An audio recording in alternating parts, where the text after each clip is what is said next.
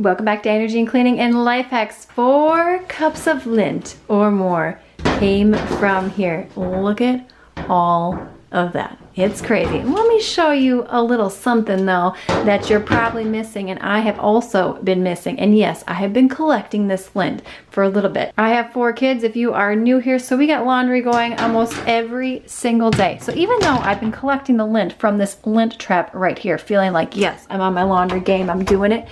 Look it down in there. Can you see? Let me get you in there. Oh, here we go. Look at all that lint that is still up in there. And oh, in here, yeah. So here's what you could do. 1, you could reach back behind here, unscrew it, take this thing off, and then pray to God that you actually put the thing back on correctly, and then you've wasted an hour of your time just trying to take this contraption off. So I have a better solution for you, because Mama is not getting a screwdriver out and trying to figure out how to unscrew this thing. Thumbs up if you can relate to that. So it clearly needs to get cleaned, and I'm very excited to see what else I'm going to pull up from inside of here, because this is just from the lint trap. Now you can get your vacuum, but here's the problem. Look at how thin the space is. Like, my is not fitting in there. You could put a toilet paper roll on the end of your vacuum, duct tape it around, and then get in there, but my handle is way too big to like get in here and maneuver. So I have 3 solutions for you, and we're gonna dig in mine and see.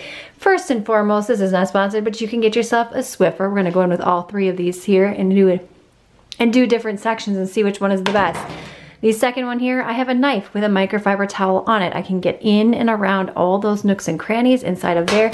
And then I like this option right here. This is a fly swatter, again with a microfiber towel and a rubber band, and it's super bendable, so you can get in all those spaces. So you don't have to get your tools out and take this thing off and then potentially deal with more problems on your hands. So let's go in with this one right in here and see what we're working with. Now I'm gonna need 2 hands, because I do need to hold this down while I stick it in. That's looking real nasty. We got some floating inside there. Now the knife is great, but the problem is you can't get in as deep, but you can really get along the sides right here and have a little more grit to it. I just started pulling this out, and then I had to grab my camera. This is just 1 pass of sticking this down in there.